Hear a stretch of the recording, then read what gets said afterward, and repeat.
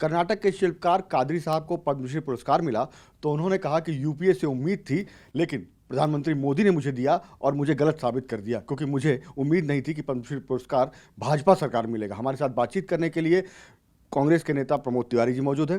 Pramod ji, UPA सरकार से उम्मीद थी उनको और मोदी जी ने उनको पुरस्कार दे दिया।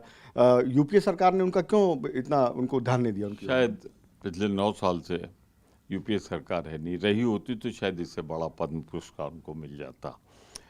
अभी कर्नाटक में बहुत से लोग हैं जिनको नहीं मिला, भाजपा जानबूझकर नहीं दे रही है, क्योंकि कर्नाटक की जनता के प्रति वो कहीं से भी सम्मान के भाव नहीं रखते। जिस वर्ग से वो आते हैं उस वर्ग का एक मंत्री नहीं केंद्रीय मंत्रिमंडल में। ये पहली बार आज़ादी के बाद हो रहा है। बहुत से राज्य हैं जहां कादरी साहब की बिरादरी के लोगों को टिकट नहीं देती है भाजपा, लेकिन आज बड़ी मेहरबान है वो।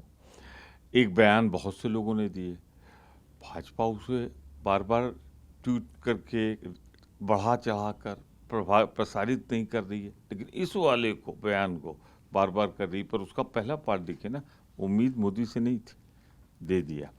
तो उसको करके भारतीय जनता पार्टी राष्ट्रपति भवन को और पद्म पुरस्कारों पर घटिया राजनीति कर रही। मैं इसकी निंदा करता हूं, और जो कर्नाटक का वो अपमान कर रहे हैं इसके लिए मैं उनकी घोर निंदा करता हूं। लेकिन सर, वो बात तो वो खुद कादरी साहब कह रहे हैं कि यूपीए सरकार से उम्मीद नहीं थी, मोदी जी से उम्मीद नहीं थी, उन्होंने दिया। यूपीए सरकार से उम्मीद थी, वो नहीं दे पाए।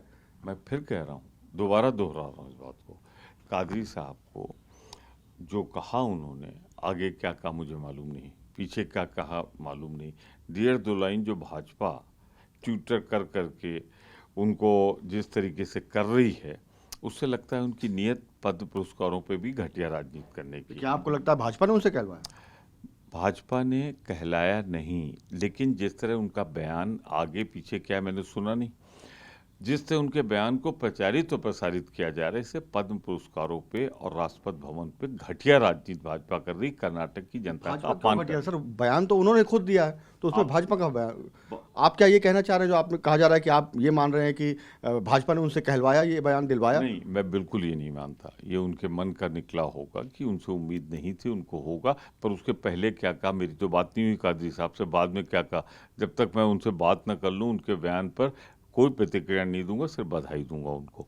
पर एक बात जरूर कहूँगा मैं कि मंत्रिपरिषद में एक मंत्री नहीं, सांसद एक नहीं, और आज कर्नाटक चुनाव के पहले आप जिस तरह से घटिया राजनीति कर रहे हैं राष्ट्रपति भवन को लेके, पद्म पुरस्कारों को लेके, तो बयान तो उन्होंने दिया, फिर भाजपा ने कहाँ कुछ किया? पूरा बयान क्या है, यही तो सारा खेल है। सीधा बयान है उनका। सर, वो कह रहे हैं कि यूपीए जी, आप पूरा बयान उनको दिखा दीजिए कादरी साहब का, तो मैं प्रतिक्रिया दूं, वरना तो कादरी साहब को सिर्फ बधाई देने के अलावा कुछ नहीं कहूंगा। ये आपको नहीं लगता कि भाजपा ने उनसे कहलवा दिया? मैं इस बारे में कोई प्रतिक्रिया नहीं व्यक्त करना चाहता हूँ। पद्म पुरस्कार प्राप्त है, मैं उनको बधाई देता हूँ। और कर्नाटक के कई ऐसे लोग हैं जिन्हें पद्म पुरस्कार मिल सकता था, पर घटिया राजनीति के चलते भाजपा ने नहीं दिया। बहुत बहुत शुक्रिया TV9 से बात करने के लिए। तो ये थे प्रमोद तिवारी जी।